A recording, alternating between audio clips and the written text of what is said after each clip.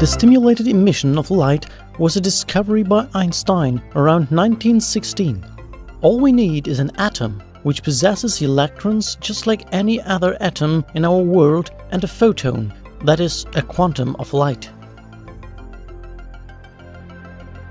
The atom has electrons orbiting the atom's nucleus. For a better understanding, the Bohr model of the hydrogen atom will be used. The hydrogen atom has only one electron. The atom and the electron are in the ground state, namely E0. However, an electron may have other discrete values of energy.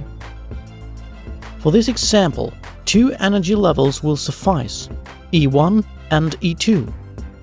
An electron can be excited to a higher energy level by absorbing a photon whose energy is equal to the energy difference between the levels. The electron is said to be excited.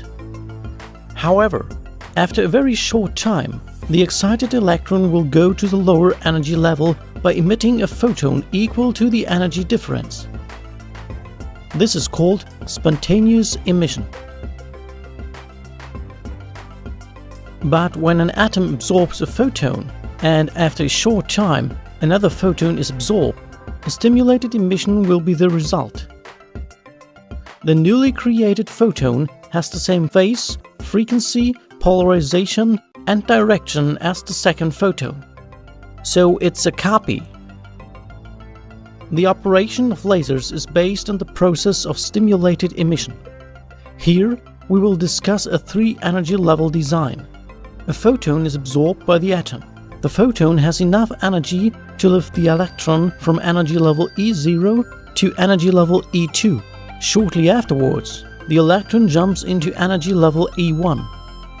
This can occur without emission of a photon. A laser device is made up of several components. First of all, a mirror with a reflectivity of 100% is installed at one end of the device. Furthermore, we need a gas, a liquid or a solid that serves as the gain medium and creates identical photons. Another mirror with a reflectivity of about 98% must be installed at the other end of the gain medium. Another part we need is an energy source in order to use photons to raise electrons from a lower energy level to a higher one, a process called optical pumping. Now, let's have a look at the inside of the gain medium. The atom and the electron are in the ground state. Now, optical pumping, that is emitting energy in the form of photons, is used to raise the electron into a higher energy level. In this case, its energy level is E2. After a short period of time, the electron jumps into energy level E1 without emission of a photon. Consequently, the process of optical pumping cannot cause stimulated emission because there are two different amounts of energy present. The electron will maintain its energy level E1 for some time. Then, the atom will spontaneously emit a photon in a random direction as it relaxes to a lower electronic state. This photon may interact with an excited atom that hasn't emitted a photon yet. So, the photon hits the excited atom and causes a stimulated emission because the photon has the exact amount of energy to do that. Only photons emitted in a direction perpendicular to the mirrors will be reflected.